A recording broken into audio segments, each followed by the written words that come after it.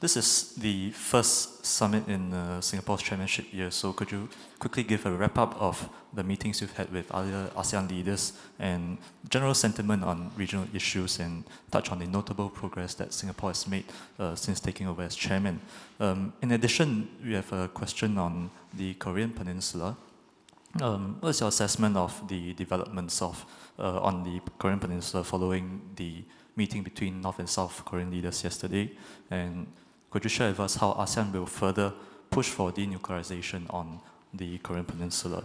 And on that same note, Singapore has been floated as one of the possible venues for the Kim-Trump meet. So will Singapore as ASEAN chair actually entertain such a possibility? And I'd like to find out whether any invite has been extended to Singapore.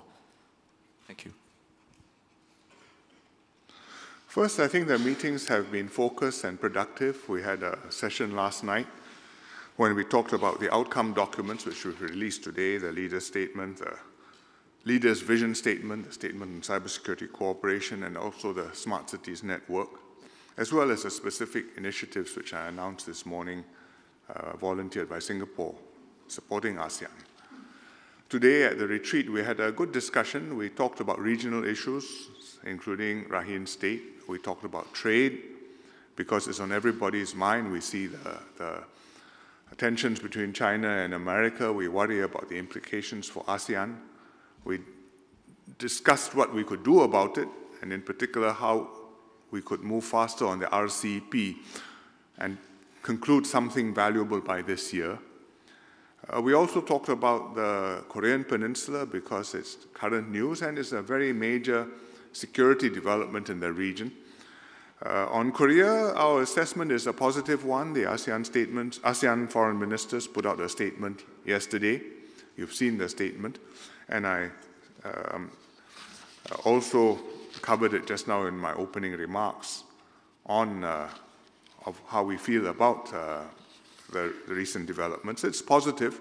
It's good that the North and South Koreans have met. It's good that President Donald Trump is about to meet Mr. Kim Jong-un.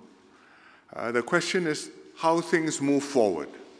This is an issue with a very long history, a very long record of discussions, agreements not fulfilled, recriminations, further attempted agreements, and so a cycle of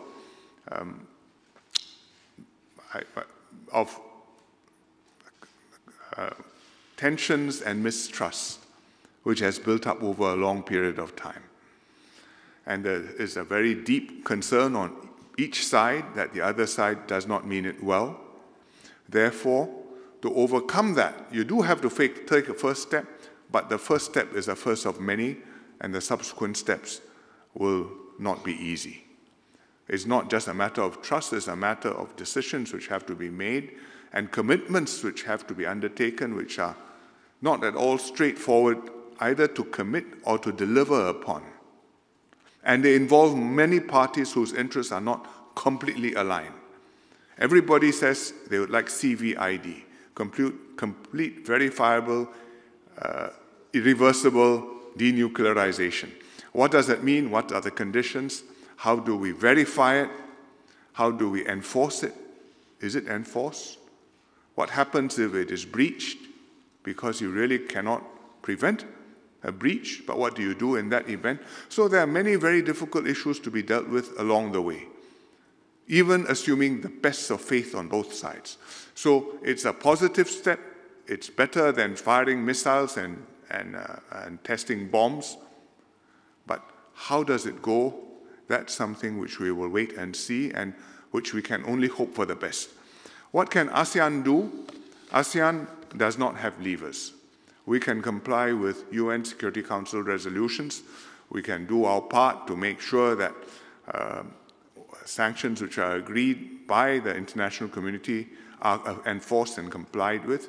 We can make sure we add our voice to the international discourse to add moral pressure. Beyond that, our leverage is limited. I think the first thing we need to understand is that's a reality.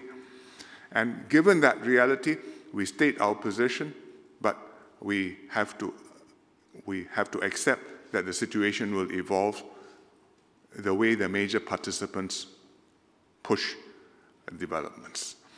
As for the venue, we have also read the same reports as you in the newspapers about the possible places where the US-North Korea meeting can take place. We've had no formal invitations, requests from any of the parties. It has to be something agreed by both North Korea as well as the United States. I doubt very much they have come to any landing yet.